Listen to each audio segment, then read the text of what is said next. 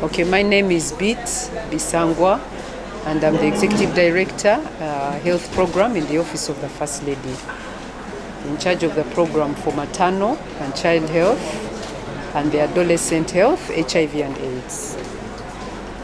Briefly, why are we here? The reason we are here in Gulu, we are holding one of the regional dialogues that we planned for over a period of 3 years, where we'll be discussing issues that affect and are related to the adolescent girl, because the First Lady is also the champion on the issues of the adolescent girl agenda.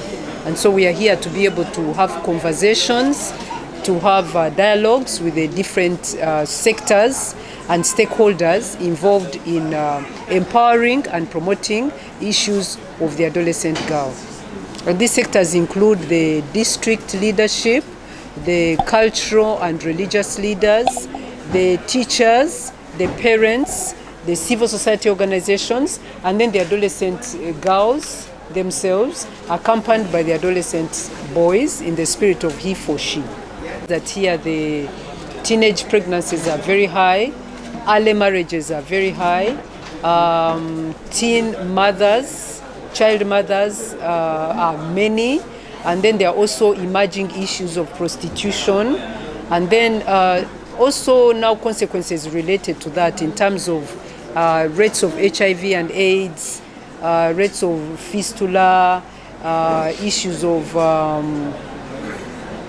of post-abortion challenges. Yes, and of course in some areas of the north we also have FGM, which is female circumcision. And so these are the issues that we are discussing with. We've discovered that there are many traditional practices and traditional mindsets that are actually promoting some of these vices. Because of the gender biases, the adolescent girl is still disproportionately disadvantaged and vulnerable than the boys. And so these are really the things that have come out. And so we have discussed about solutions, we've discussed about possible action points, and the people here came up with the action points themselves, and they are committing to do something about it. And this morning we are going to be listening to some of those commitments and action points that have been developed by the stakeholders. They've been speaking to us about what the challenges they meet, and they've been talking to their parents, they've been talking to their teachers, they've been calling upon government officials to create an enabling environment for them to be empowered so that they can fulfill their dreams. They're telling us they have dreams, and they're telling us that they have things that hinder the dreams. Some of those are like things like child labor, when they are made to work more than the boys at home. And then the discrimination when it comes to choosing who goes to school in terms of limited resources. They're usually the ones who are left home, and then the boys are left to go on to school.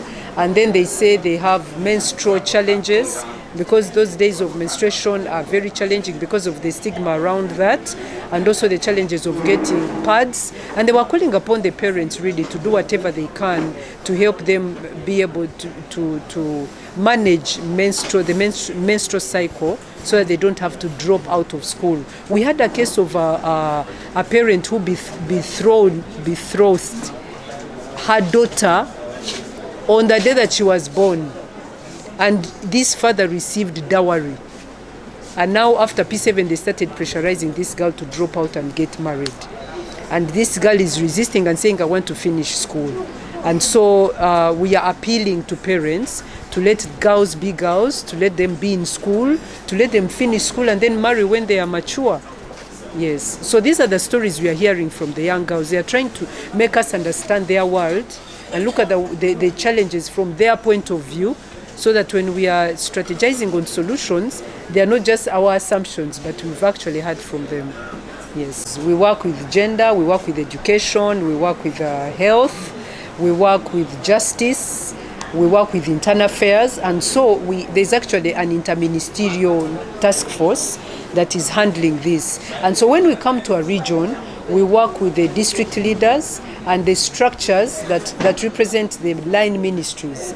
And so after this, the recommendations are going to be implemented by government, and CSOs that are supplementing the work of government. And so it's for our work as Champions Office is really more catalytic. We don't implement the recommendations, but our partners, the line ministries, the local governments and the CSOs carry on these recommendations.